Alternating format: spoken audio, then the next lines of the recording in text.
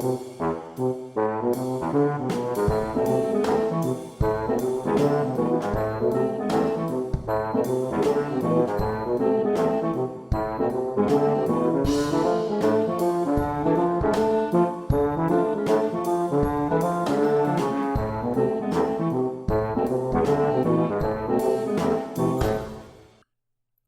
think that anybody who collected Matchbox cars had one of these.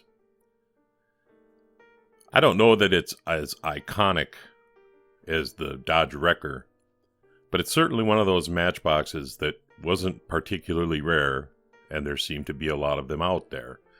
And that makes them pretty easy to find. I think I paid almost $4 for this, which is really weird. I can't remember why I would do that, because like I said, they're not that hard to find. They started producing them in 1965, and as with a lot of the original castings, they did not survive the bloodletting of 1971, having spent only 1 year as a superfast. Kind of makes me wonder if Lesney didn't just have a whole stock of castings that they needed to get rid of, so they just made new superfast bases for them. But anyway, this is TimeRider, and I'm going to take a lash at this. Cadillac ambulances were quite the norm back in the 60s in particular, and this casting looks like a Cadillac ambulance. But having lived in that time, I can tell you there is a mistake here. Ambulances in the United States are rarely white. I don't know if that's a European thing. I noticed a lot of Lesney's ambulances are white, unless they're military ambulances, but I think that red and white was a more common color. So I am not going to restore this, partly because I already have one of these, and how many ambulances does a guy need in his collection, and partly because I just want to kind of set it right in my own brain. So I'm going to try to recreate something similar to what you're looking at here. The toy was held together with a single post and a tab. Did I mention this was like the third oldest thing I had on my bench? I've been working on this for a while off and on.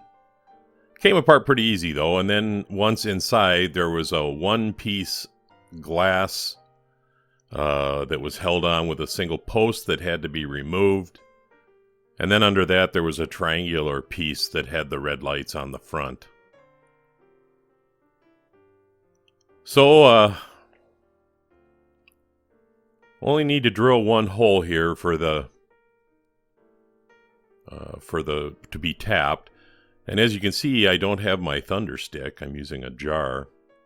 I show you how old this is, along with the green mat.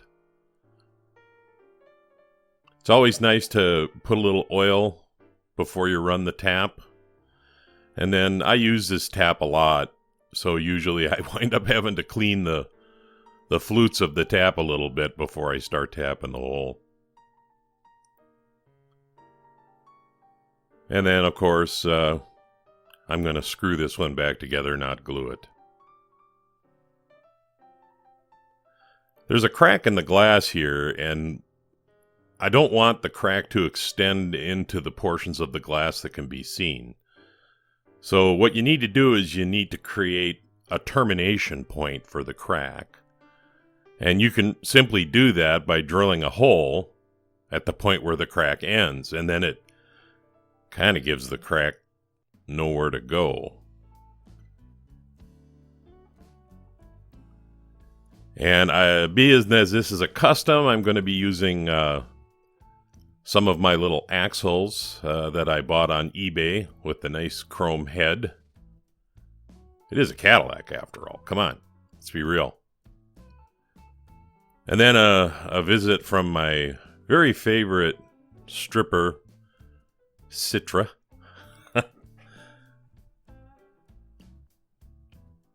You know, one of the things I really like about this stuff is it doesn't burn it. I don't worry about not wearing gloves when I'm handling it.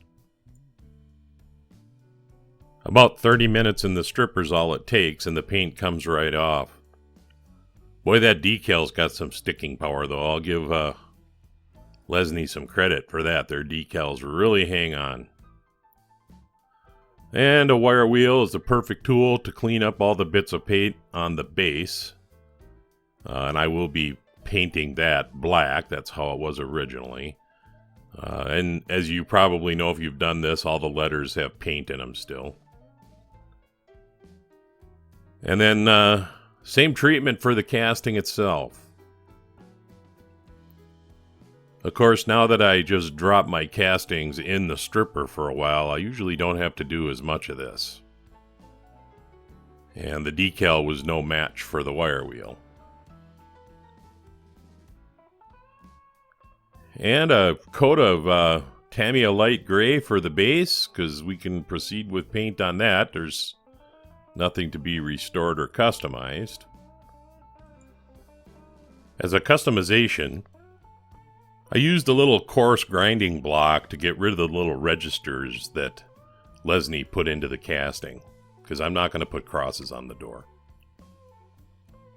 And I followed that up with a dry sand with a fairly heavy grit, because I want to get rid of the scratches made by the little block I just used. Wet sanding, of course, is the ideal way to finish off a job like this, starting with coarser sandpapers, working down to finer sandpapers until you get the smooth finish that you're looking for. And then, if you remember, the picture of the ambulance had red lights on the back, and it's with a certain amount of fear and trepidation I decided I wanted to try to duplicate those. So I drilled a couple of holes in the casting. After a good cleaning, this casting is ready for some paint.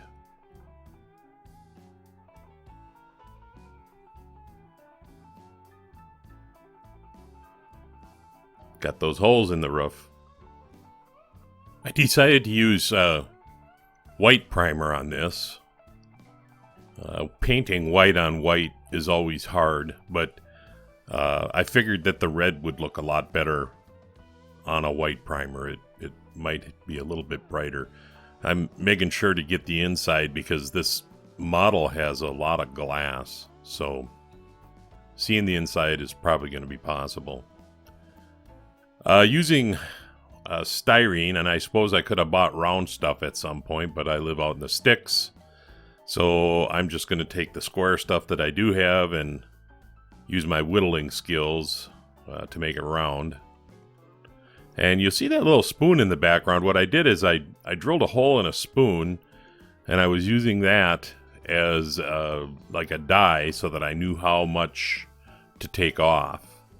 And then, of course, I cut it off at the end and put it into my drill and ran some sandpaper over it to get it smooth, and followed it up by a wet sand.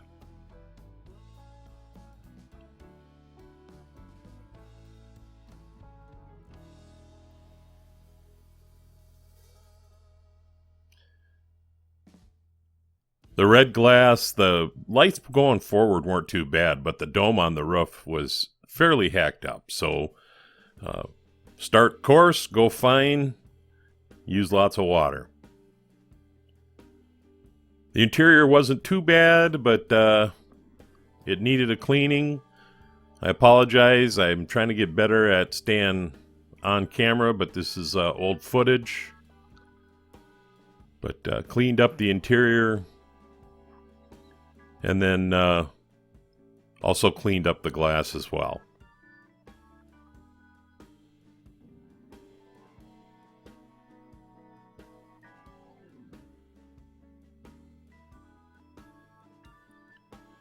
The base, I'm just painting with Tamiya Gloss Black. A pretty basic. I bought some satin black now to do these, but up until then, I had used the gloss. The car I taped off. I know a lot of people are going to say, well, why didn't you just shoot the white? Why tape it off? Well, because I did. And it actually is good practice with your taping skills. So Taped it off and painted the roof white. I'm using enamels for this too, so that I don't have to clear if I don't want to. Follow that up with the red on the body. The thing I like about enamel is that a lot of times you can just do it in one coat. And the drawback for me to enamel is that the cleanup really sucks. It just doesn't clean up as well, and you have to use mineral spirits and other solvents to get the paint off. And when you get it on your hands, it's a pain.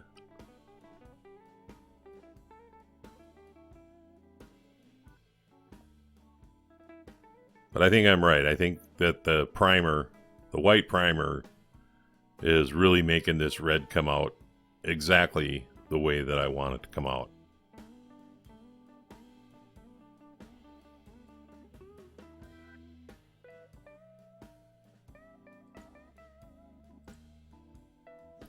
So it wouldn't be a custom if I didn't spend some time on the interior.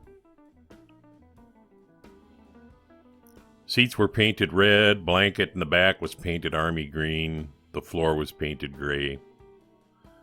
And then I had just received this really narrow chrome pen, I forget what size it is, 2mm or something. And we're going to make that grill look real good. The glass was clean, but I figured I'd run it through the Pledge bath anyhow. You always get a good result. And then, as always, cover it so it doesn't get dust on it. So this is back where we started, and I kind of have to apologize. I set this model aside for a really long time because I didn't have an appropriate decal. I tried to make my own, and that didn't work out so well, and I finally found something online that I thought would look good. And I took no footage of me applying it, so I apologize for that. But here we are with this chipped up, sad-looking ambulance and how it wound up.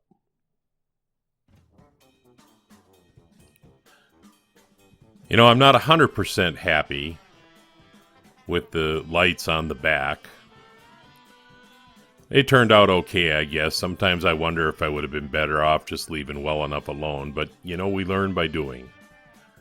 And I got the decal in the back window, the gold leaf decal online, along with a bunch of other public safety decals. It was a backwards decal, so it's actually on the inside of the glass, not the outside of the glass. But here you have it. The Matchbox 54B Cadillac Ambulance Custom. Stick around for a version of the bench after this. That's a pretty car, isn't it? I mean, just in general, it was well designed. This is TimeRider, and I'll leave the light on for you.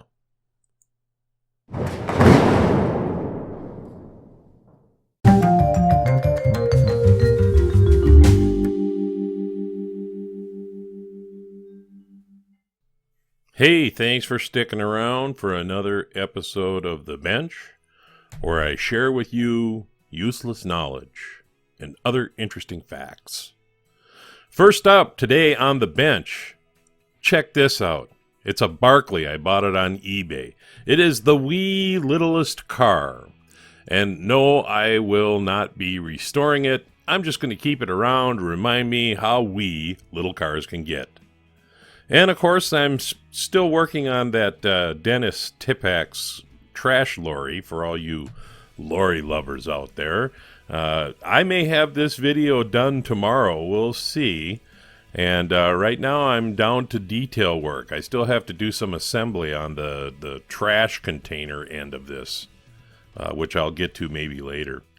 And then yesterday, I was out of the sticks playing hockey in the big city, and I stopped at the hobby store and bought myself some little files. Slowly but surely, I add to my repertoire of tools. This I really wanted so that I could clean up these casting lines underneath the spoiler on the Porsche. I'm going to get ready to paint that here pretty quick. And I don't usually do unboxing videos. It's just not my style. But when I was at the hobby shop yesterday, I saw this little Hot Wheels, and I just thought, usually the doggone Hot Wheels have these big-ass old tampos on them. This did not have that. It's just a beautiful little casting. About the only thing that I may do to it is do a wheel swap on it. But other than that, it's going right on the shelf. And that's all I have for you. Please subscribe, share with your friends.